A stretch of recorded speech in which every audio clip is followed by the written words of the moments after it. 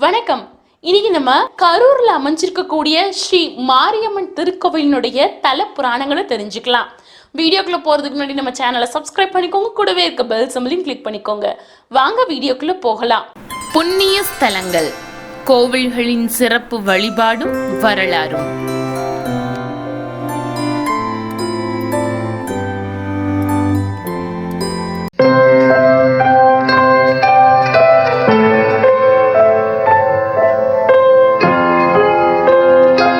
கரூர் மத்தியில் அமைஞ்சிருக்கிறதுனால நம்ம பக்தர்கள் அங்க போய் சாமி தரிசனம் செய்யறது ரொம்ப எளிமையான ஒண்ணா அமைஞ்சிருக்குது.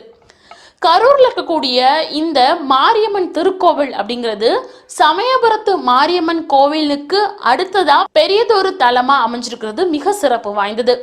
இந்த கோவில்ல திருவிழா அப்படின்னு பார்த்துட்டோம்னா வைகாசி பெருந்திருவிழா 21 நாட்கள் ரொம்ப விமர்சையா நடைபெறுது.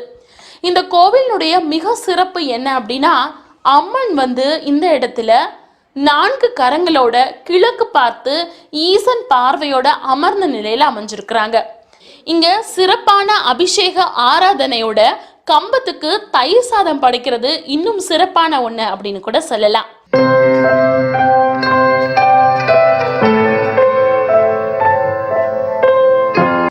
இந்த கோவிலுடைய ஒரு முக்கியமான தத்துவம் என்ன அப்படின்னா, நம்ம மனிதர்களா பிறந்தவங்க எல்லாருமே நம்மளுடைய தாயின் வயிற்றுல தான் பிறக்கிறோம். அதே மாதிரி நம்ம மறையிறப்போ பூமி தாயினுடைய வயிற்றுல தான் மறைகிறோம். இப்படிங்கிற இந்த தத்துவத்தை அடிப்படையா வச்சுதான் இந்த மாரியம்மன் கோவில் இருக்குது. அதனாலேயே இந்த கோவிலுக்கு போறவங்க எல்லாத்துக்குமே பிரசாதமா திருமண் வழங்கப்படுது. ஸ்ரீ மாரியம்மன் கிராமப்புறத்துல இருந்து பிடிமண் எடுத்துட்டு வந்து அறங்காவலர்களுடைய முன்னோர்கள் தற்சமயம் ஸ்தாபிக்கப்பட்ட திருக்கோயிலா தான் அமைஞ்சிருக்குது. இந்த கோயிலை பொறுத்த அளவுக்கு நம்ம வேண்டிய வரங்களை அள்ளித்தர்றாங்க. முருகன் கோவில் மாதிரியே இங்கேயும் காவடி எடுக்கிறது, பாலபிஷேகம், அழகு குத்துதல், அதே மாதிரி தீச்சட்டி எடுத்தல், இப்படி பலவிதமான நேர்த்திக்கடன்கள் இங்க நடைபெற்று வருது.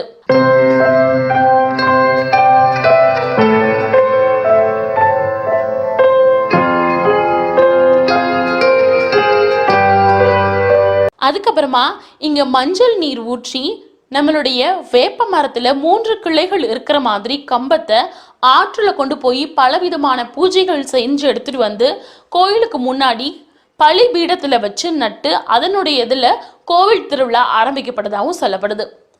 இதை தவிர நேர்த்திக்கடன் அப்படின்னு பார்த்துட்டோம்னா இங்க நீர்மோர், பானம், வடப்பருப்பை கூட பிரார்த்தனைக்காக இங்க கொடுக்கப்படுது. முக்கியமா இந்த கோவில்ல பார்த்துட்டோம் அப்படின்னா இந்த கோவிலினுடைய திருவிழா தான் மிக விமர்சையா நடைபெறுது. பல மக்கள் இங்க தரிசனம் செஞ்சுட்டு போறாங்க. உங்களுக்கு நேரம் இருந்துச்சு அப்படின்னா இந்த கோவில் திருவிழா சமயங்கள்ல, அதாவது வைகாசி பெருந்திருவிழா 21 நாட்கள் நடக்குது, அந்த சமயங்கள்ல போய் சாமி அருள் பெற்றுவாங்க.